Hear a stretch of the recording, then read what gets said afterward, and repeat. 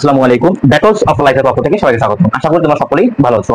SSC 2024 যারা অনার্সে এবার ভর্তি হবা, তোমাদের অনার্সে ভর্তি হতে ন্যূনতম কত যোগ্যতা লাগবে, কত পয়েন্ট হলে তুমি অনার্সে ভর্তি হতে পারবা, কত পয়েন্ট হলে তুমি অনার্সে ভর্তি হতে পারবা, এই বিষয়ে সকল এবং কত পয়েন্ট হলে তুমি কোথায় চান্স পাবা, এই বিষয়ে সকল আলোচনা এখানে এই ভিডিওতে করা হবে।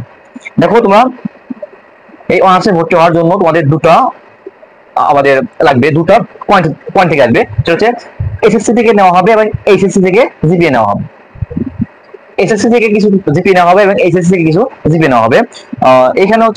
এখানে কয়েকটা কথা আছে। তোমাদের এসএসসি থেকে ন্যূনতম জিপিএ 3.0 থাকতে হবে এবং এইচএসসি তে 3.0 থাকতে হবে, এবং দুটো মিলে এসএসসি এবং এইচএসসি এই দুটো মিলে যোগ করে যেন তোমাদের পয়েন্ট মানবিকের জন্য 6.5 হতে হবে।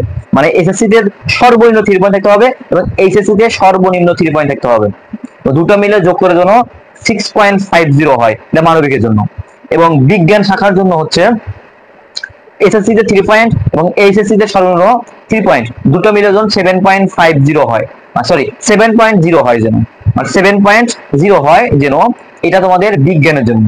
এটা দিয়ে তোমরা অনার্সের ভর্তির যোগ্যতা অর্জন করবা। কিন্তু যে তুমি অনার্সে ভর্তি হওয়ার জন্য ভালো কলেজ দিছো, পাবলিক ন্যাশনাল ইউনিভার্সিটি দিছো, সেখানে তুমি চান্স পাবা, এটা কোনো কথা না। এটা ন্যূনতম যোগ্যতা, এই যোগ্যতা তুমি অনার্সে ভর্তি হওয়ার জন্য আবেদন করতে পারবা।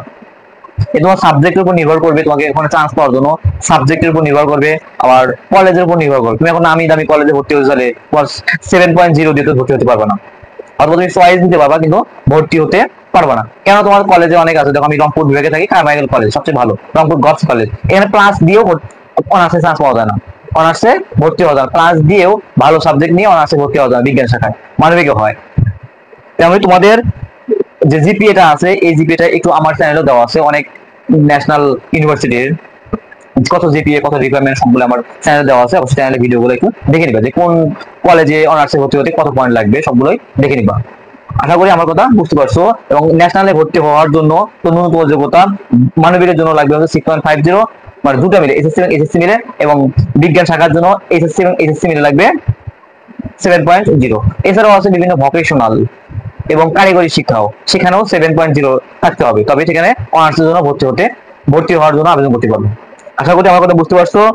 এইরকম সকল আপডেট ভিডিও পেতে আমি অনার্সের সকল তথ্য নিয়ে এখানে আলোচনা করবো। এরপর আসবো অনার্সের কি কি বিষয় থাকে, মানে কি কি সাবজেক্ট থাকে, এই বিষয়ে আলোচনা করবো। নেক্সট ভিডিওতে পাবা, আজকের মধ্যেই পেয়ে যাবো। এরকম সকল আপডেট ভিডিও পেতে অবশ্যই চ্যানেলটিকে সাবস্ক্রাইব করে এবং ফেসবুক পেজে ফলো দিয়ে পাশে থাকবা। আসসালামু আলাইকুম।